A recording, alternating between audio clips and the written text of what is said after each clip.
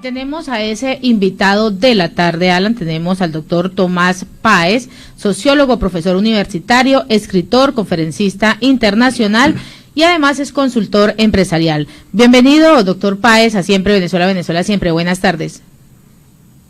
Buenas tardes, Nancy. Buenas tardes, Alan, y gracias por la invitación para compartir ideas sobre el tema de la diáspora venezolana. Doctor Páez, usted en el año 2015 coordinó un trabajo denominado La Voz de la Diáspora Venezolana. Este trabajo fue publicado ese año y en el 2017 hizo una actualización, digamos, bajo el mismo nombre. Sin embargo, estamos hablando de dos momentos muy distintos en el proceso de la diáspora venezolana, muy distinta la del 2015 a la del 2017. ¿Qué apreciación tuvo usted de eso? Y lo trasladamos hasta este tiempo. ¿Cuál es la visión que tiene usted sobre la diáspora venezolana? A ver, Alan, hay una tercera edición en Colombia, acaba de editar Unión Editorial de Colombia, sobre la voz de la diáspora actualizado. La diáspora es un fenómeno continuo, arrancó el día 1 en el que el difunto llegó al poder y se ha prolongado y se sigue prolongando hasta nuestros días. Ahorita estamos actualizando los datos del Observatorio de la Diáspora. Tenemos venezolanos en más de 90 países y en más de 900 ciudades. Entonces, digamos, esa es la actualización. Nosotros trabajamos con la diáspora todos los días en Europa, en Latinoamérica. Además de eso tenemos dos programas de radio desde hace 5 años en el que conectamos a la diáspora con Venezuela y a la Venezuela con su diáspora y el tema ambiental. Digamos, un trabajo sistemático con la diáspora y con sus organizaciones diaspóricas que están mapeadas y son más de 1000 organizaciones diaspóricas en todo el mundo. ¿Cuál es la visión del venezolano que está en el exterior? ¿Cómo lo caracterizan ustedes? Ese venezolano que se fue de su país de manera forzosa, ¿cómo caracterizan a este venezolano que se encuentra en estos 90 países aproximadamente? Ok, los datos nuestros indican que son 7 millones de venezolanos, más bien cerca de 7 millones, todavía llegamos a los 7, pero estamos ahí, no los 5 millones 600 que dice la OIT. Bueno, de hecho, lo que está ocurriendo en Colombia con el registro para el estatuto, estamos hablando de que ya se han registrado más de 1 millón de personas. Se esperaba que los irregulares eran un poco menos que eso, pero en todo caso, los datos indican que los venezolanos son, como toda diáspora, y ese es nuestro punto de partida, toda diáspora es buena, toda diáspora impulsa el desarrollo, toda diáspora mejora la productividad, toda diáspora reduce la pobreza global. Más allá de que se produzcan por las razones que se produzcan, ¿no? Digamos, en algunos casos por condiciones políticas, en otras por procesos forzados. En el caso venezolano hay dos componentes que se sintetizan en dos frases.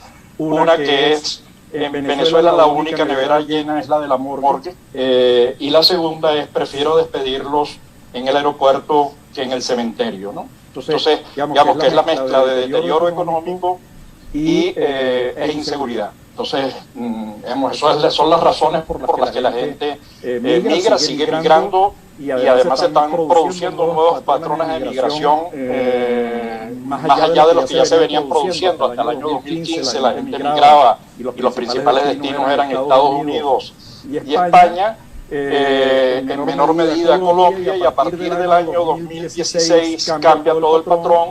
Venezuela se empobreció, Venezuela dejó de tener vuelos aéreos, tenemos menos vuelos desde y hacia Venezuela que Haití.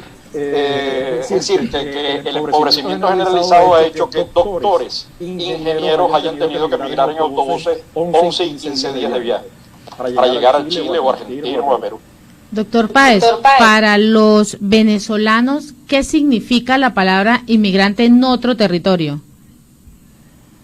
Mira, para los venezolanos, primero que muchos venezolanos que han nacido, los venezolanos han nacido entre migrantes, ¿no? Si Venezuela es un país que se hizo con la migración canaria, gallega, italiana, portuguesa, colombiana, argentina, chilena, haitiana, dominicana, panameña. Entonces, de alguna manera, en cada uno de nosotros hay un inmigrante atrás. Para nosotros no es difícil entender a un libanés o entender a un italiano hablando español. Entonces, muchos además tienen doble nacionalidad. Muchos han viajado. Entonces, para un venezolano es fácil integrarse a cualquier otra ciudad o país. Al final, la gente no migra a Colombia, la gente migra a Medellín, a Cali, al norte de Santander, a Cúcuta, a Riohacha o a cualquiera de las zonas de Colombia. No migra a Colombia, migra a zonas específicas. Igual ocurre en Perú, en Ecuador, en Argentina y en Chile. Entonces, para el venezolano es muy fácil el proceso de adaptación porque ha vivido y ha crecido entre inmigrantes. Hay un aspecto fundamental en todo esto de la migración. Se trata del aspecto de la integración. No tiene retorno. Ahora te escucho. Okay. Hay un aspecto importante en esto de la migración y se refiere al tema de el proceso de integración productiva. ¿Ustedes cómo han visto esto desde su perspectiva?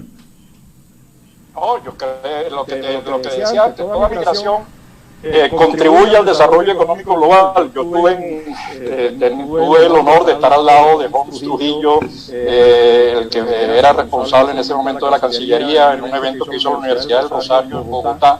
Y luego me reuní con la gente de migración y la gente de fronteras, diciéndole, mira, es verdad que para llegar tanta gente en un momento determinado crea desajuste porque no está previsto en el presupuesto vamos a atender tantas parturientas, en el caso por ejemplo de Barranquilla, o atender 300.000 estudiantes que tiene Venezuela en Colombia, por ejemplo, ¿no? Pero el aporte que hace el venezolano desde que llega, el venezolano aporta, digamos, igual que cualquier migrante, igual que el haitiano, el argentino, el migrante aporta desde el momento en que llega. Incluso es un bono demográfico. Entonces, ya las evaluaciones que se han hecho, que ha hecho el Banco Mundial, o que han hecho regiones específicas como Roraima, lo que se ha hecho en Colombia, los estudios que se han hecho en Ecuador, los estudios que se han hecho en Perú, en Chile, indican, confirman la tendencia, lo que Venezuela vivió como experiencia. Nosotros crecimos con todas las diásporas que recibimos porque llegaron a invertir, llegaron a trabajar, llegaron a demandar recursos, un apartamento, gente que vivía en una habitación, 4 personas, igual que está ocurriendo en este momento en algunas zonas de Bogotá, los 400.000 venezolanos que hay en Bogotá, que viven 2 o 3 personas en una habitación, pero esa persona paga, y eso es un ingreso. Entonces el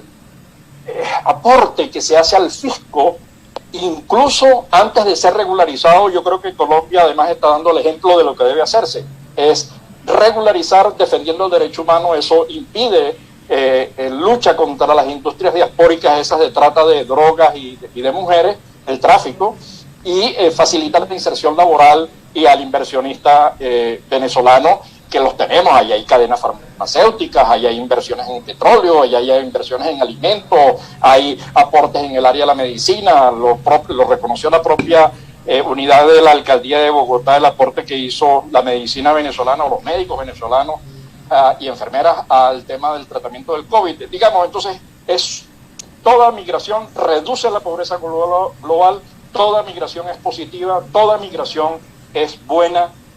Eso no significa que no haya algunas bandas, que las hay, y eso hay que sancionarlo, pero el aporte de toda diáspora y eso está reconocido en el mundo, la diáspora en el mundo representa el 3.5% de la población y aporta el 10% del PIB global.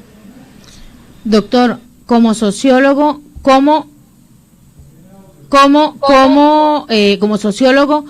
el inmigrante venezolano logra identificar cuál es ese país de acogida? ¿Qué busca ese migrante venezolano? Ok, antes de que se me pasó por alto, nosotros hicimos un programa de emprendimiento con la Cámara de Comercio de Bogotá, Integración, y vamos a tener pronto gente que ha trabajado los programas de emprendimiento e integración en Medellín. Digo esto para reiterar el tema de la importancia de la diáspora en el crecimiento económico. Bueno, ¿cuáles son las razones, cuáles son los motivos de escogencia de un país? Bueno, hay muchas razones. En el caso hay desde las facilidades de idioma, pasando por el tema de las facilidades de movilidad, de viajes, etcétera. ¿Por qué la gente migra a Colombia? Bueno, porque es una zona fronteriza muy porosa, muy dinámica. Yo recuerdo haber pasado por la frontera con Cúcuta, pero Maicao era un mercado para Venezuela, igual que en algún momento fue Venezuela un mercado para Maicao. Lo mismo ocurre también con Cúcuta. Es decir, si uno se pone a hacer política fronteriza muy sólida, muy fuerte y muy restrictiva, convierte el paso de trabajadores en un hecho migratorio. Entonces es muy complicado el asunto. Es una zona muy dinámica. Entonces no tenemos recursos, no hay vuelos aéreos directos para otros países, por ejemplo para Estados Unidos. Los vuelos aéreos, yo siempre pongo el ejemplo, un profesor universitario del más alto nivel, que es el profesor titular, en ese caso, en mi caso, me pongo como ejemplo. Nosotros estamos ganando, creo que entre 8 y 10 dólares al mes. Eso significa que yo tendría que estar ahorrando 30 años de salario para poder comprarme un pasaje. Entonces eso no lo puede hacer nadie, lo puede hacer el 1% de la población, parte de los enchufados, parte de quienes han robado entre 300 y 500 mil millones de dólares que se han llevado, que es mucha plata, se han robado los recursos humanos de los venezolanos, pero en todo caso los venezolanos no tienen opción, entonces van a pie. Además no hay vuelos nacionales, los vuelos nacionales están cortados, entonces la gente ha tenido que irse a pie y además dejando en el camino los recursos en las distintas alcabalas, hasta los títulos universitarios se los han secuestrado para poder... entonces la gente no tiene otra opción que irse a pie o en autobús o pidiendo cola. No hay otra opción, porque los pasajes son tan caros que es imposible. Claro, ahorita, ¿quién viaja? Bueno, quien está siendo financiado, quien tenía algunos ahorritos en primer lugar, quien está metido en los negocios en segundo lugar, y quienes tienen familiares, porque las remesas hoy, igual que en Cuba, forman parte importante del ingreso de los venezolanos. Están en el primero o segundo rubro de ingresos del país. Entonces, la escogencia se hace en función de redes, contactos, familias. Yo tengo ahí varias amigas en Colombia que yo no sabía que eran colombianas, daban clases en la universidad o fueron mis alumnas. Le digo, ¿y cómo te sientes aquí? Dice, no, Tomás, para mí era sencillito. Yo venía todas las vacaciones aquí a Bogotá y para mí quedarme aquí es un hecho familiar. Yo pasé toda mi vida vinculada a Colombia, o la otra está en Cali, la otra está en Bogotá, pero entonces eso es, básicamente.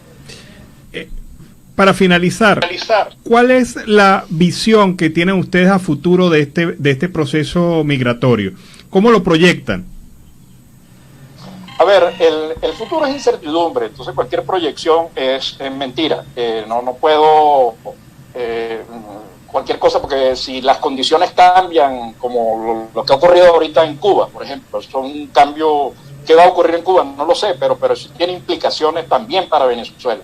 Pero en todo caso, si se mantiene la tendencia actual, lo que nosotros decimos, y ese es nuestro punto de partida, el mejor activo que hoy tiene Venezuela es la diáspora.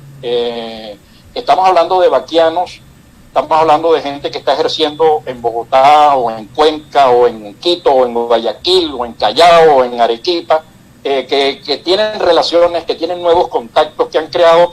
Porque uno piensa en las similitudes por el tema de la lengua, pero cuando uno habla en chiquito, en el tema personal, te das cuenta de las diferencias que hay. Habría que crear un diccionario particular para entendernos los latinoamericanos, porque hasta en las groserías somos distintos, ¿no? Entonces, aquello que para uno es grosería, para lo otro es otra cosa absolutamente distinta, ¿no? Estoy pensando en algunas palabras que no voy a decir en la emisora. Pero en todo caso, es un activo, es la mejor reserva internacional de Venezuela, que hay que aprender a utilizar, que es gente que está haciendo inversiones, gente que está haciendo trabajo, gente que se está conectando, gente que está haciendo emprendimiento. Lo que hemos vivido con los emprendimientos en Cúcuta, en Bogotá, en Medellín, que conocemos nosotros, pero hay otros más, es un trabajo inmenso. Entonces tenemos varias dimensiones en el caso de la diáspora. Tenemos el tema de la asistencia social, pero también tenemos el tema de la asistencia económica, y luego hay un asunto cultural, el movimiento de las orquestas que se está produciendo. Yo estuve en el Mambo, en el Museo de Arte Moderno de Bogotá, viendo la exposición que hizo una mexicana que es un médico forense y fotógrafo sobre lo que es el río Táchira, pasar las piedras sobre las piedras las pocas cosas que llevaban algunos de los venezolanos que migraban. Es una cosa impresionante, y la atención y lo que ha hecho Colombia, yo de verdad me quito el sombrero y yo aplaudo lo que ha hecho Colombia con el estatuto, porque es un reconocimiento rápido, fáctico, sin mucho enredo, integra, regulariza, incorpora, facilita el acceso al trabajo, facilita el acceso a la inversión, y ese es un ejemplo que el gobierno colombiano le está dando al mundo. Bueno, muchas gracias, Tomás. De verdad que yo esto lo describo con optimismo, a pesar de todas las circunstancias difíciles que lógicamente implica el hecho migratorio. Yo lo veo con optimismo y con mucha alegría. Muchas gracias por haber estado con nosotros en el programa. Este programa está abierto para cualquier otra información que consideres a bien darnos, y sobre todo pues es un instrumento para proyectar al venezolano y a la migración en el mundo. Gracias a ustedes, gracias a Nancy y gracias a Alan por haberme invitado a su programa. Mil gracias.